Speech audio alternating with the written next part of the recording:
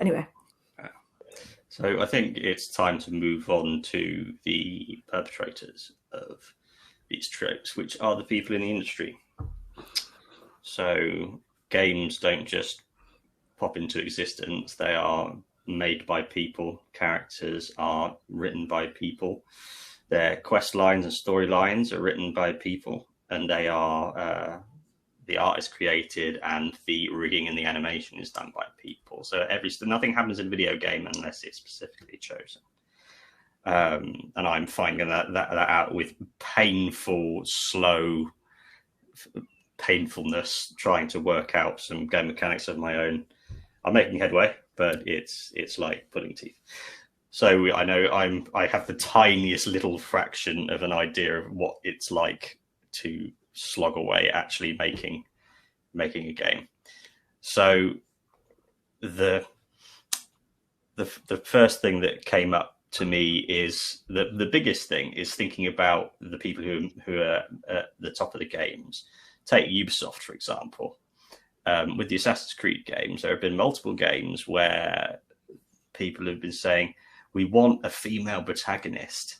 We've written a really good female protagonist. I think we've got Assassin's Creed Unity, and then Assassin's Creed Origins, and then the latest and Odyssey as well. We should have a female protagonist here. We've got a really great idea for them. But then people in management have gone, I don't know if we're ready for it. We'll have two. You can play as a man or as a woman. That'll be fine. We'll do the cop out. That pisses me off so much. And then I'm thinking about that, as I occasionally do. And then remembering about the slew of sexual harassment scandals that Ubisoft had last year. And thinking, oh yeah, if you've got like a creative director who thinks that women are someone you can just grope without it mattering, that they're just there for you to grope and to leer at and to harass, and then you go out without thinking a second thought of it. Why would you think that they have any value as a protagonist? Why would you think that they have any like value in a game? Why would someone who is literally just there for you to grope and harass sell games or be worth giving anything to? Even just that's the spite and anger you must have towards women just to do that. They just wouldn't do it out of spite. So Caroline, what is your impression of the industry and why these things happen? I think to see what needs to be fixed, you need to look at the good examples. So one of the things I was thinking about for this episode is one of the tropes that bothers me is that women can't be funny. They can be funny in a sort of like, hey, say that again and I'll blow your dick off type way, but they can't. But they still have to be slutty with it. But you very rarely get just a genuinely quirky, funny character. But one of the few games that does do it is, I'll say, Dragon Age Inquisition. And that you do have you've got some really great, funny, quirky female characters in there who are, I mean, all right, they have some mental health issues and that's usually part of why they're funny, but hey, don't we all, and don't all comedians. So I think I think you've got to look at what's been done. I will always come back to Dragon Age and Mass Effect as an example of AAA games that absolutely respect the importance of diversity. I mean, they're not perfect. Don't get me wrong. They're not the magnificent. That there's criticisms to be made, but compared to the vast majority, the way they're doing things is right, and it's because they have women on the teams. It's because they listen to feedback. It's because they're not afraid of that feedback. They don't, when the internet goes wild, oh God, why are you making gay characters? Why are you making this? They don't back down from it. They don't go, right, well, we're going to rethink it, and they don't step away from it. And I think that BioWare deserve like a huge amount of respect for being that pushy with these things, because there are companies that do it in a tokenistic way, in a sort of like, oh, well, we've made a slight change to this. Like, I think some of the Warner Brothers games over the years with the franchises are like, no, we've got strong female characters like Harley Quinn. I love Harley Quinn though. I'm so torn about Harley Quinn is like my internalized issues 100 times over.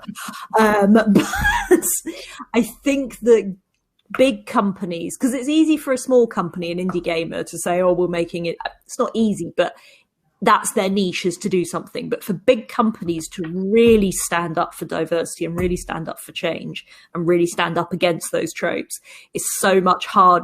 So it's so easy for them to tweak it in focus groups and have management say, yeah, but we'll just soften that and we'll just soften that. So I very much look forward to more games in the Dragon Age Mass Effect genre, and I'd like to see other games taking that sort of lead and saying people will still buy them. Your game will still be hugely successful. It's not going to break your company.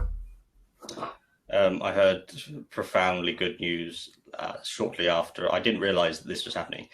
Dragon Age 4, they were planning to do it as like an Anthem style thing, where it's like all online.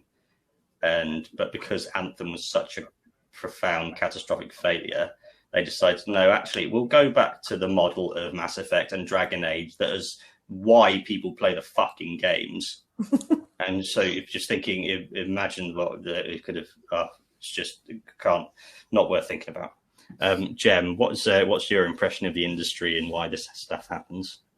Well, I think it comes down to, if you don't have enough people from different backgrounds, then there's not going to be enough people in the boardrooms saying, or the design meetings or whatever, saying, no, that's rubbish. We can't do that. Or why don't we think about it like this? So I think the biggest problem is representation in the industries. And I do think that the games companies are getting better at understanding that there is a market out there for women, and that more and more people want strong female characters, like properly strong female rounded characters. And I mean rounded in all of the meanings of that term. I think we do need to move away from this, very, all the women look the same. All the tropes that we've talked about are really problematic. So I think we need more representation at the design level to come up with decent games, and I think we also need a recognition of the potential damage that this is doing. That it's not just about preference. It's not just about sales or what the current fad happens to be, or like, oh, it's the Me Too era and all of that. It's not about that. It's about recognizing that actually, as you've described, Matt, and as we've described, it has damaging impacts for everyone, no matter what their gender. And so there is a duty of care, I think, that these groups need to be considering. And I think when I was running the Mud, one of the things, we had a nymph who was really beautiful, very attractive, and all of this, blah blah blah blah. If any player touched her inappropriately, tried to kiss her or grope her or do anything in the game, she did a game-wide announcement that this person had assaulted her, and it was, I mean, yes, obviously that then meant that some people just went and did that to do that. But it was really interesting actually to see how actually she got very little attention. It really was interesting to see that it was just a sort of, people were quite embarrassed when that happened. And I think, there are things that designers can do, that they can put in just to protect women in their games. And I think, we need to see more of that. So that would be what I think. Alex, what do you think about the industry? I'm going to pretty much agree with what everyone said so far, and just hopefully build on it a little bit by saying that if you have something that's created by a narrow group of people or a narrow-minded group of people, you're just going to get a narrow game world. Mm. And the benefits from seeing characters that you can identify with in some way, rather than having to choose to identify with characters that you have to then fit into a mould of, if that makes sense. So they're not realistic representations of people, but you feel like you need to fit into that mould to resonate with them, which is damaging in itself. If you had a wider pool of people represented in games, you wouldn't have to try and fit into those moulds as much because you see yourself there more easily, if that makes sense.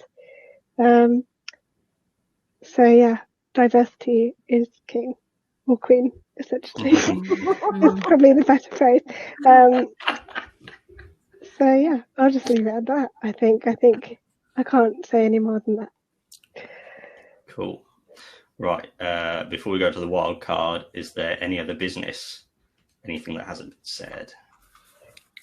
No, I've hit all my notes. I'm really pleased. Cool. I think I would echo what Caroline said about feminist frequency. I think that if you are interested in tropes, then head over to their YouTube channel and just watch. They've got 2 series of it, and it just covers all of this stuff, and it's really good. So well worth a watch, I think. Follow up watching.